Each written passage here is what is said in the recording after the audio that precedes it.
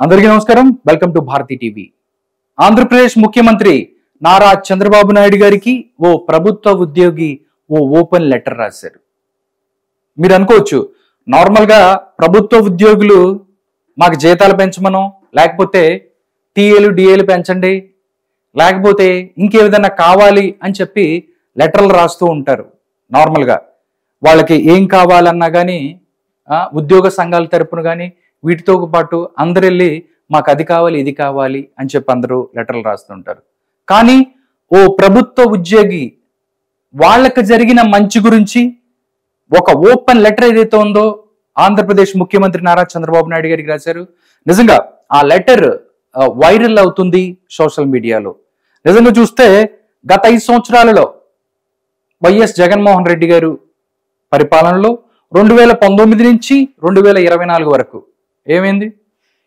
మొత్తం ప్రభుత్వ ఉద్యోగులకు సంబంధించి వాళ్ళ పిఎఫ్లు ఏదైతే ఉన్నాయో మొత్తం డ్రా చేసుకొని వాళ్ళ సొంత ఖర్చులకో లేకపోతే ప్రభుత్వానికి సంబంధించి వేరే కార్యక్రమాలకి పంపించేసిన పరిస్థితి. దాంతోపాటు నానా రకాలుగా ఎవరైతే ఉన్నారో ప్రభుత్వ ఉద్యోగుల్ని అష్ట కష్టాలు పెట్టారు జగన్మోహన్ రెడ్డి గారు. ఇవన్నీ చూసి 1వ తారీఖు శాలరీ అంటే తీసుకెళ్లి నెలలో ఎప్పుడు శాలరీ వస్తుందో తెలియని పరిస్థితి. ఆ రకంగా ప్రభుత్వ ఉద్యోగులకి శాలరీలు కూడా ఇచ్చుకోలేని పరిస్థితుల్లో మేము ఎలా బతకాలి అని చెప్పి ఉద్యమాలు చేస్తే పోలీసులు పెట్టి కొట్టించి జైలులో వేసిన పరిస్థితి. గత 5 సంవత్సరాల్లో ఇవే జరిగాయి. మళ్ళీ ఏదైతే ఈ ఉద్యోగులకు సంబంధించి ప్రభుత్వ ఉద్యోగులకు సంబంధించి వాళ్ళని కూడా 2గా చీల్చేసి అక్కడ కూడా రాజకీయం అంటే వైసీపీ ప్రధాంట్లోనూ విభజించి పాలించు అని చెప్పి ఆ సూత్రాన్ని పెట్టి అందరిని కూడా ఇలాగే చేసింది. కానీ ఈ కూటమి ప్రభుత్వం వచ్చిన తర్వాత ప్రభుత్వ ఉద్యోగులకు సంబంధించి మనం చూస్తే 1వ తారీఖున శాలరీ వస్తుంది, 1వ తారీఖునే శాలరీ పడిపోతుంది, పింఛన్ 1వ తారీఖు ఇస్తున్నారు. ప్రతిదీ కూడా ప్రభుత్వం ఎంత కష్టాల్లో ఉన్నా మొత్తం కూడా 1వ తారీఖునే ఇవ్వాల్సింది ప్రతి ఒక్కడు కూడా చేసుకుంటూ వెళ్ళిపోతుంది. ఇప్పుడిప్పుడే ఆంధ్రప్రదేశ్ ప్రభుత్వం ఏదైతే ఉందో వాళ్ళు గత 5 సంవత్సరాల్లో వాళ్ళు చేసిన ఆ ఘోరం ఏదైతే ఉన్నాయో వాటన్నిటి నుంచి కూడా విముక్తిని కలిగించేలాగా ఆంధ్రప్రదేశ్ ప్రజలకు మంచిని చేసే విధంగా ముందుకెళ్తుంది అని చెప్పి అనటానికి ఈ లెటర్ ఓ ప్రభుత్వ ఉద్యోగి రాసిన ఈ లెటరే దానికి తర్కాణం. ఒక్కసారి ఆ లెటర్లో ఏముందో ఒకసారి నేను చదువుతాను. చూస్తే చంద్రబాబుకు ఓ ప్రభుత్వ ఉద్యోగి ఓపెన్ లెటర్. ఇంత చేసి గతంలో వాళ్ళ ఆర్భాటపు ప్రచారాలు ఏమీ చేసుకోవటం లేదు ఎందుకంటూ ప్రశ్నిస్తున్నారు. ముందస్తు గమనిక కూడా ఆయన రాశారు. ఇది స్వీయ అనుభవంలోంచి రాసింది మాత్రమే. అబద్ధం అనిపిస్తే ఎవరైనా మీ టీచర్ మిత్రులను కనుక్కోండి, మీకే అర్థమవుతుంది.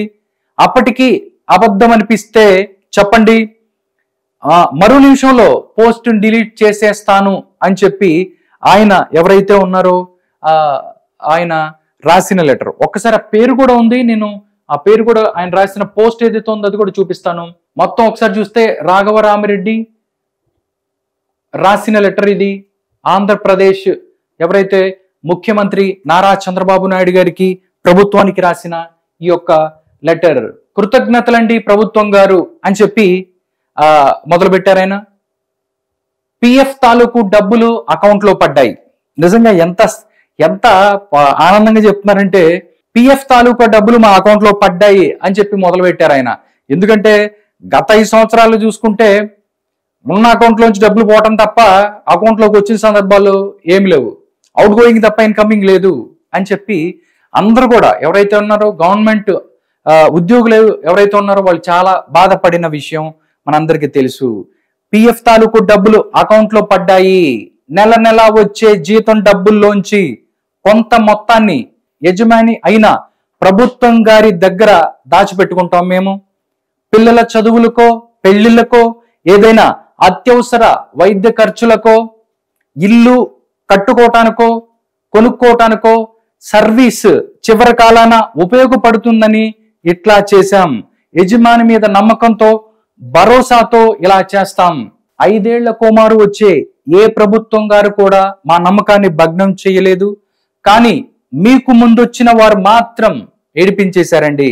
చూడండి ఎంత గొప్పగా చెప్తున్నారో జగన్మోహన్ రెడ్డి గారి గురించి. మేం నెల నెల దాచిపెట్టుకున్న డబ్బుల్లోంచి మేము ఏ అవసరం వచ్చినప్పుడో లోను కోసం అప్లై చేసుకుంటే ఎంతకీ డబ్బులు వచ్చాయి కాదు. ఏందిరా స్వామి ఇది అని చెప్పి బెత్తరపోయి విషయం ఏంటో కనుక్కుంటే తెలిసిందేంటంటే మా పొదుపు డబ్బులన్నీ కూడా వారు తమ ఖర్చులకు వాడేశారంట. ఇదేమి న్యాయమయ్యా అని చెప్పి మొత్తుకున్నాం, లాభం లేదు. మా గోడు వినిపించుకున్నదే లేదు. పైగా మాట్లాడటానికి భయపడేలా చేశారు. మా యూనియన్ల నాయకులకు చెప్పుకున్నా ఏం ప్రయోజనం లేదు. అసలు వాళ్ళకే దిక్కు లేదు, వాళ్ళతో మాట్లాడేదే లేదు. ఒక మిత్రుడు కూతురి పెళ్లి పెట్టుకున్నాడు, ఈ డబ్బులు వస్తాయి కదా అని చెప్పి అనుకున్నాడు. ఎక్కడొచ్చినాయి? బయట అధిక వడ్డీకి అప్పు తెచ్చుకున్నాడు. ఇందుకోసమే ఉద్యోగంలో చేరినప్పటి నుంచి నెల నెల కూడబెట్టుకున్న తమ సొమ్ము ఉండి కూడా అది సమయానికి చేతికి రాక అతను పడిన ఇబ్బందిని ఏమని చెప్పగలం, ఎంతని చెప్పగలం?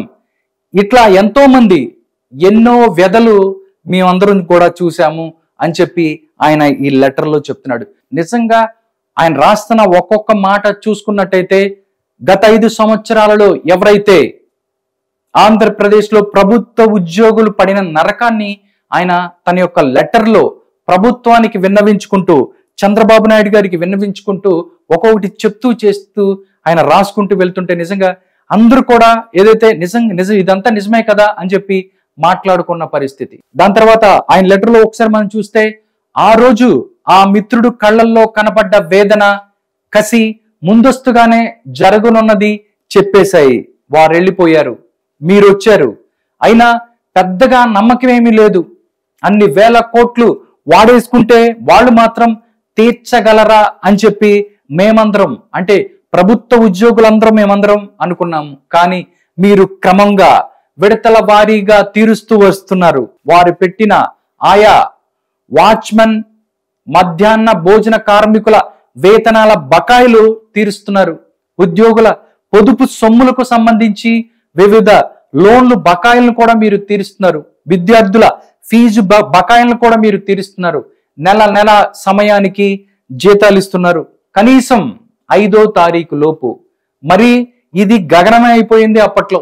అంటే గత 5 సంవత్సరాల్లో 1వ తారీఖు యాక్చువల్గా శాలరీస్ రావాలి, ఏదన్నా ఇబ్బందులు ఉంటే 5వ తారీఖు లోపు ఉండేవి. కానీ గత 5 సంవత్సరాల్లో జగన్మోహన్ రెడ్డి గారి సెలవుతో 15వ తారీఖు, 10వ తారీఖు, ఇంకా ముందుకో అలాగా ఎవరైతే ప్రభుత్వ ఉద్యోగులకి శాలరీస్ వచ్చిన పరిస్థితి.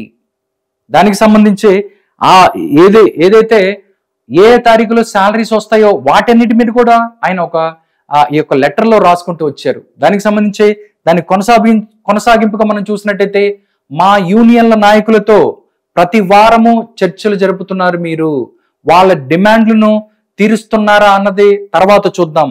కనీసం వాదనలు మీరు వింటున్నారు, తరచూ మాట్లాడుతున్నారు. అయితే ఇదంతా పెద్ద స్థాయిలో ప్రచారం చేసుకోవట్లేదేంటండి మీరు అని చెప్పి ఆయన ప్రశ్నిస్తున్నారు ప్రభుత్వాన్ని, చంద్రబాబు నాయుడు గారిని.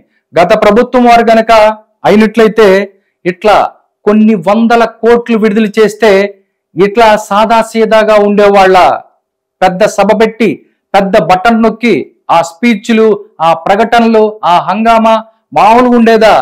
కానీ మీరేంటయ్యా ఇంత చేసినా గానీ మీరు దీనికి సంబంధించి మీరు ప్రచారం చేసుకోవట్లేదు అని చెప్పి ఆయన తన యొక్క లెటర్లో రాశారు.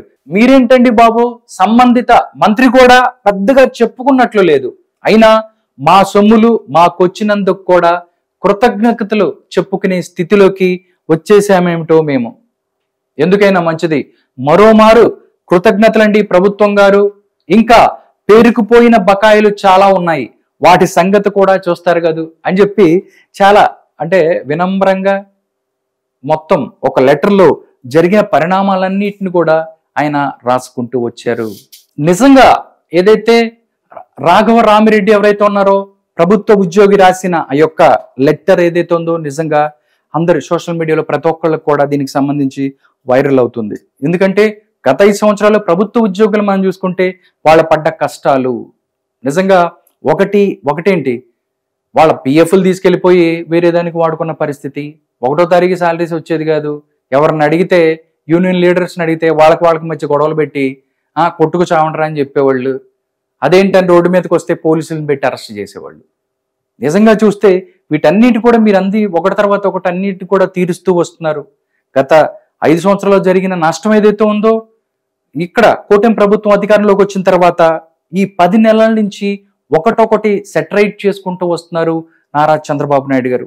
దానికి సంబంధించి ప్రభుత్వ ఉద్యోగులు ఎవరైతే ఉన్నారో దాంతోపాటు వాళ్ళందరూ కూడా చాలా హ్యాపీగా ఉన్నారంటానికి ఈ యొక్క లెటర్ ఒక తార్కాణంగా దీని యొక్క సూచికగా చూడొచ్చు. ఎందుకంటే వాళ్ళకి 1వ తారీఖు లేకపోతే 5వ తారీఖు లోపు శాలరీస్ వస్తున్నాయి. దాంతోపాటు మిగతా వాళ్ళకి పెన్షన్స్ వస్తున్నాయి. ఎవరైతే వాళ్ళ పిల్లలకు కానీ పెళ్లిళ్ళు అవ్వచ్చు లేకపోతే ఇంకోటి అవ్వచ్చు, వాటికి సంబంధించి ఏదైనా జరిగినా కానీ వాళ్ళకి ఈ డబ్బులు వచ్చే పరిస్థితి ఉంది. దీనికి సంబంధించే ప్రభుత్వ ఉద్యోగులు ఎవరైతే ఉన్నారో వాళ్ళందరూ కూడా హ్యాపీగా ఉన్న పరిస్థితి కనిపిస్తుంది. దాంతోపాటు ప్రజలు కూడా ఒక్కొక్కటి తీరుస్తూ వస్తున్నారు. అమరావతి అవ్వచ్చు లేకపోతే పోలవరం మిగతా ఏదైతే ఉన్నాయో వాటన్నిటి కూడా ఒకటి తర్వాత ఒకటి వస్తున్న పరిస్థితి కనిపిస్తుంది. పరిశ్రమలు ఏదైతే చాలా వరకు మనం చూసుకుంటే వస్తున్న పరిస్థితి, టీసీఎస్ అవ్వచ్చు లేకపోతే ఇంకా చాలా ఒకటి తర్వాత ఒకటి.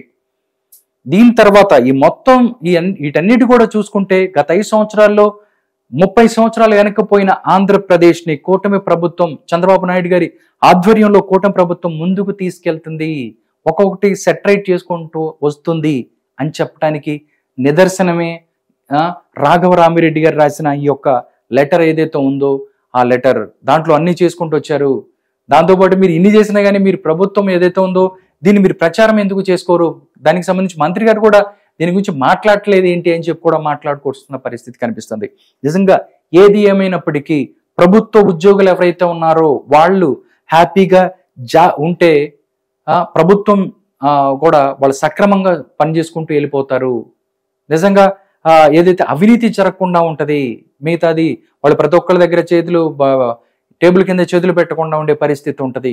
దాంతోపాటు ప్రతి ఒక్కటి సిస్టమ్ కూడా స్టేట్లో సిస్టమ్ అంతా కూడా సక్రమంగా పనిచేసుకుంటూ పోతున్న పరిస్థితి కనిపిస్తుంది. నిజంగా ఈ యొక్క లెటర్ ఏదైతే ఉందో నిజంగా ఆంధ్రప్రదేశ్ ప్రభుత్వం వాళ్ళు చేస్తున్న మంచికి, వాళ్ళు చేస్తున్న ఒకదాని తర్వాత వాళ్ళు సెటరైట్ చేస్తున్న వాటన్నిటికి కూడా ఒక నిదర్శనంగా చెప్పుకోవచ్చు.